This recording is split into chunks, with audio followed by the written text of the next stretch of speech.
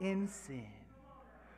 Far from a peaceful shore, very deeply stained with sin, and I was sinking to rise no more. But the master of the sea, he heard my despairing cry, and from the waters he lifted me. Now safe am I. Vancouver, the songwriter, said, love lifted me. Love lifted me when nothing else could help, when mama couldn't help, when daddy couldn't fix it, when my money couldn't get me out of it. It was love that lifted me. When it's the stuff that I got myself into, you remember the time that I told the lie and I got caught in it. It was love that lifted me. When I walked out on friends, when friends walked out on me, it was love that lifted me. When I made missteps and when I made mistakes, it was love that lifted me. When I fell and cracked my own head trying to pretend that I was something that I was not, beloved, it was love that lifted me. I don't know who needed to hear that today, but no matter what state you find yourself in, it is love that will lift you. It is love that will turn you around. So it's our responsibility to create atmosphere so that love can abound, that healing and deliverance can take place, and that we can be the example of what it is that God desires of each and every one of those who call themselves believers. Hey. That's radical. That's radical.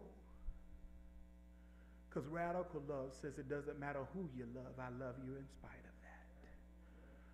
Radical love says it doesn't matter how fair or how dark your skin is, I love you because I created you. Love that is radical says, come on, because there's plenty of good room in here for everybody that chooses to hear my voice. I'm going to continue to pour out my love so that all might be able to share in this abounding, loving grace that is extended to each and every one of those that I have created. And unfortunately, that means everybody. Or should I say, fortunately, that means everybody.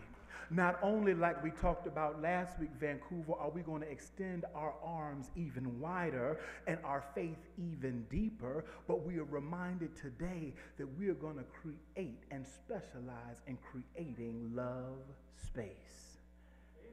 May heaven smile upon you. May God continue to bless you as you leave this place, but never God's presence. I want to share something as we prepare to get ready for our shalom and our benediction. I want to extend an invitation. And my invitation is to any of the guests that may be here today. It is to anybody who is tuning in virtually, who is watching online. And we want to extend an invitation to become a part of the Vancouver Heights family. We want to extend an honest and an earnest invitation that says, you're welcome. You're welcome to show up as you are. You don't have to get right. You don't have to pretend to be right. We don't even know what right is. What we do know is that we serve a God that is able. So you're welcome. You're welcome to come into fellowship with us. And not only are you welcome to be in fellowship with us, with you. Because we do believe here that God is calling us to open our arms wider, to love even more deeply, to love radically, to love inclusively, as not only we reclaim what it means to understand the cross, but what it means to understand who died on the cross, so that each and every one would have a right to the tree of life. And that means you. God bless you. God bless you, and God bless you. Amen. Amen. Amen. We're going to have another selection, I believe. Let me get my program.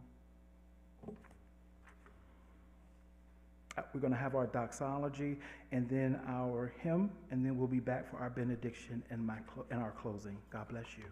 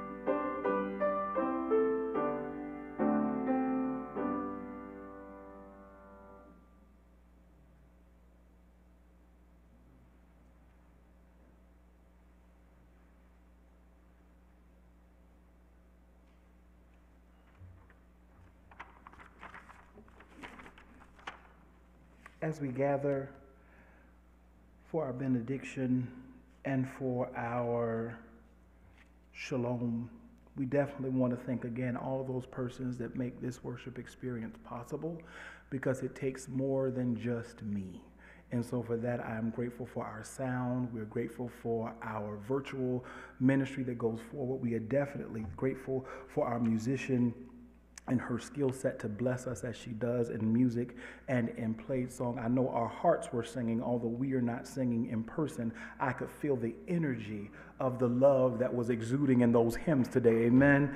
Amen. And so we thank you all for coming. We're going to gather for our shalom, and again be reminded that we are not going to actually physically be singing our shalom, but we're going to allow our hearts to minister to our spirits as we prepare to depart this place, but never God's presence. Won't you come and join us in our shalom circle?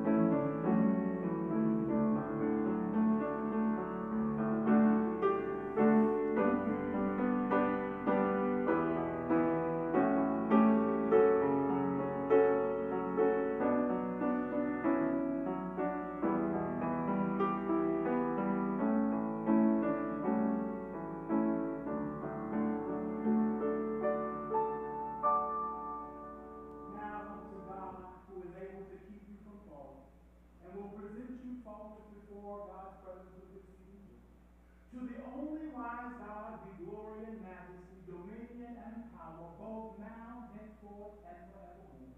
Let all of God's children